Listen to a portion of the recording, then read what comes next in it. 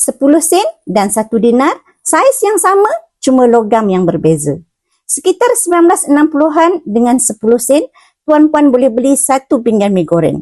Sekarang pada tahun 2025, tuan-puan hanya boleh beli 1 biji gula-gula. Mi goreng harganya meningkat dari 10 sen kepada RM10 dalam masa 60 tahun. Sekitar 1,500 tahun dahulu, 1 dinar emas beratnya 4,25 gram boleh beli 1 ke 2 ekor kambing. Dan sekarang dengan 1 dinar yang berharga sekitar RM2,000, tuan-puan masih boleh beli 1 ke 2 ekor kambing juga. Saiz yang sama tetapi satu nilai yang bergantung kepada ekonomi negara dan jaminan kerajaan, dan satu lagi nilainya hanya terletak pada berat dan ketulinannya sahaja.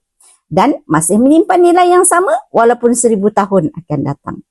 Ramai yang lupa emas ini lebih bernilai dari wang fiat, dan mereka lupa emas memegang nilai kekayaan sebenar, bukannya wang.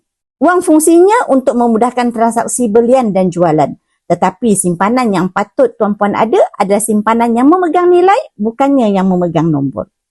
Bagi yang berminat untuk mengalihkan sebahagian wang tuan-puan ke dalam bentuk emas, tuan-puan boleh rujuk pin video saya di profil, di melangkah daftar akaun Public Gold. Saya akan bantu tuan-puan dalam cara dan langkah-langkah simpanan emas yang terbaik untuk tuan-puan.